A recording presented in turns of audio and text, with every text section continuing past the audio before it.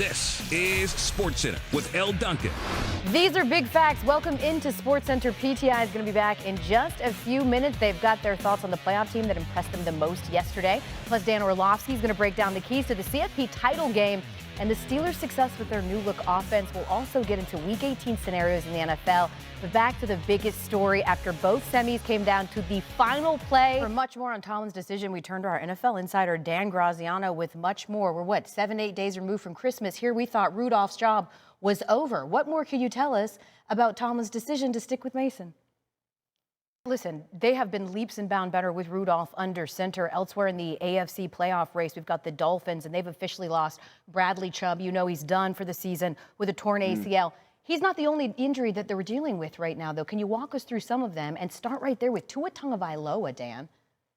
I mean, that was quite a few injuries for a team who, by the way, a 3-point home underdog against the Bills on Sunday night with plenty to play for, the division on the line. Either that or a matchup with the Chiefs in round one of the playoffs. Dan Graziano with the latest.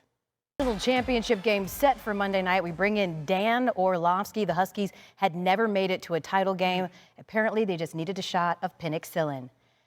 Tell me what you saw from his 430-yard performance last night. First of all, that's better than the other one. Probably Texas didn't. Yeah. They were in good coverage more often than not. It was just that the throw, placement-wise, again, ball placement is away from the defenders. Was perfect. He completed 90% of his passes to his receivers. Just incredible. And now he has 4,500 yards in passing consecutive seasons, the first quarterback to do that since Patrick Mahomes. Penicillin? Penicillin. I'm just saying, right? You mentioned Texas's defense. They weren't bad, but they're also not Michigan. So how does Washington stack up against them? They stack up favorably. You know, Greer is a starter. Jim Harbaugh saying he is the greatest Michigan quarterback in history.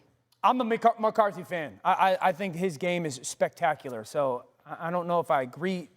I knew that the butt was coming. Still ahead on SportsCenter. Dan will tell us the reason that he took penicillin last. I'm just kidding, he won't. Dan's breakdown, and it is a difficult feat because he's a busy man, but it's time to let Dan cook as we just Google Dan Orlovsky and you'll see what I'm talking about. Dan, something is afoot in Pittsburgh.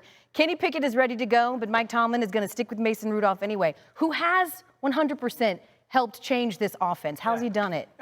Partly because they have a great belief in his ability, and then partly Eddie Faulkner, their play allowing George Pickens to do more than just run vertical, and I think that has helped this offense. It's a huge game this weekend. Baltimore. They have to beat the Ravens in order to stay in the conversation, but they still need some help. Speaking of Rudolph, have you ever tried deer?